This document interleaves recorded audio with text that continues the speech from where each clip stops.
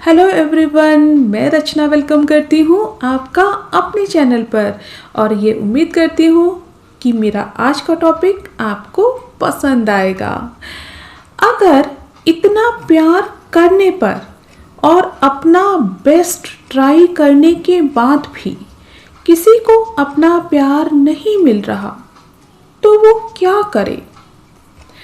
अब यहाँ पर दो सिचुएशन हो सकती हैं कि फर्स्ट तो उसके दिल में तुम्हारे लिए ना कोई फीलिंग है और ना कोई इमोशनल अटैचमेंट।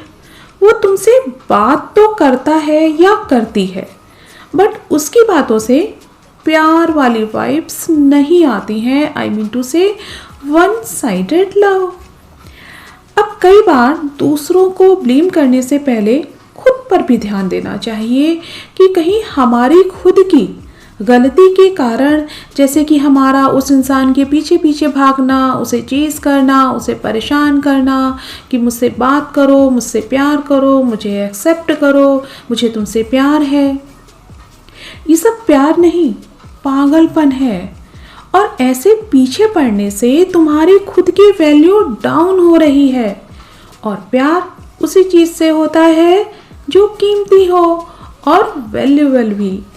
जिस चीज़ की वैल्यू ही ना हो उस इंसान की नज़रों में तो उससे प्यार कैसे किया जा सकता है? और हाँ, यहाँ कीमती होने का मीनिंग आपके स्टेटस सिंबल से नहीं है, आपकी हैबिट से है। इसलिए अगर अपनी वैल्यू उसकी नज़रों में बढ़ानी है तो तुम उसके पीछे मत भागो। अब तुम कुछ ऐसा करो कि वो तुम्हारे पीछे आए।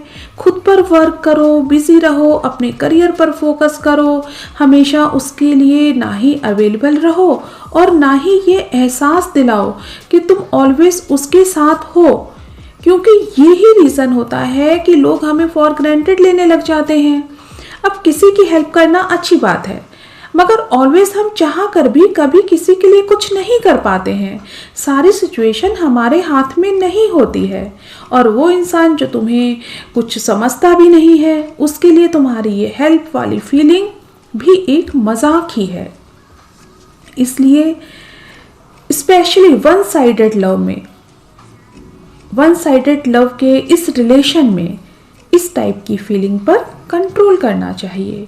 क्योंकि मैं तुम्हारे साथ हूँ कहने का मतलब ऑलवेज ये नहीं होता है कि मैं हमेशा तुम्हारे साथ हूँ। तुम कहो रात तो रात, तुम कहो दिन तो दिन।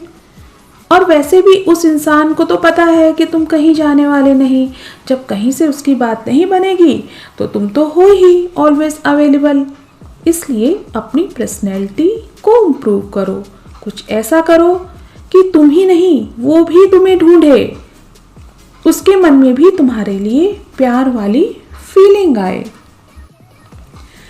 इसके बाद जो सेकंड पॉइंट है वो ये है कि जैसे उसने कोई चीज मांगी तो तुम दुनिया जहान की कोशिश करोगे उसे वो देने के लिए। अब कभी कभी तो ठीक है, वो भी सिचुएशन के अकॉर्डिंग, मगर ऑलवेज हाँ मत कहो। कभी कभी ना भी बोलना चाहिए। इससे सामने वाले इंसान की भी असलियत सामने आती है कि जब तुमने मना किया तो उसकी क्या फीलिंग है तुम्हारे लिए। क्योंकि कभी कभी हम चाह कर भी कुछ नहीं कर पाते हैं। इसलिए उस इंसान को अपनी प्रायोरिटी मत बनाओ और उस कंडीशन में तो बिल्कुल भी नहीं जब तक ना ही उसने तुम्हें एक्सेप्ट किया है और ना ही तुम्हारे प्यार को। अपने काम को, फैमिली को, फ्रेंड्स को भी अपनी प्रायोरिटी बनाओ, एक इंसान को नहीं। जिस दिन तुमने ऐसा करना शुरू कर दिया उस इंसान के दिल में भी तुम्हारे लिए प्यार आना शुरू हो जाएगा।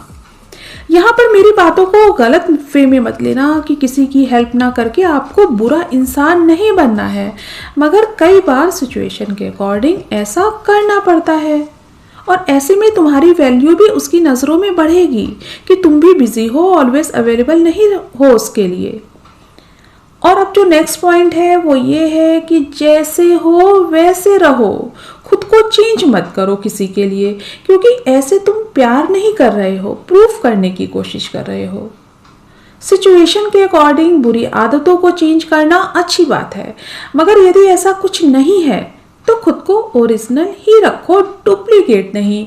क्योंकि रियल पर्सन ऑलवेज तुम्हारी ओरिजिनलिटी को ही पसंद करेगा, फेक पर्सनैलिटी को नहीं। इसलिए जैसे हो वैसे ही रहो। कोई पसंद करता है तो वेलकम, नहीं तो भीड़ कम।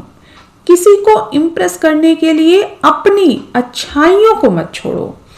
और अब जो नेक्स्ट पॉइंट है वो ये है कि इस धोखाधड़ी और चीटिंग से भरी दिखावटी दुनिया में विश्वास जीतना भी बहुत ज़रूरी है, क्योंकि लोग आजकल प्यार करने से भी डरते हैं, घबराते हैं, भले ही उसके दिल में तुम्हारे लिए प्यार वाली फीलिंग हो।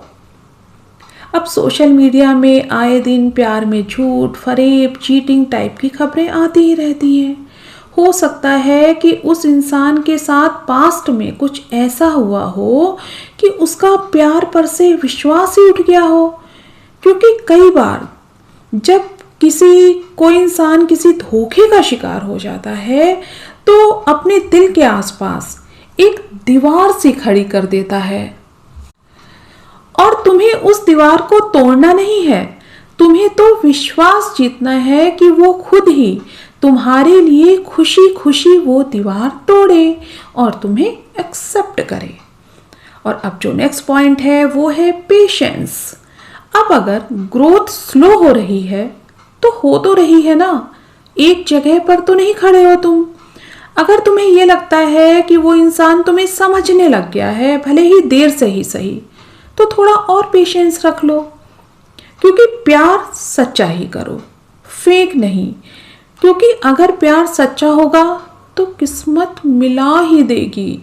इसलिए किसी खास मकसद वाला प्यार नहीं करो।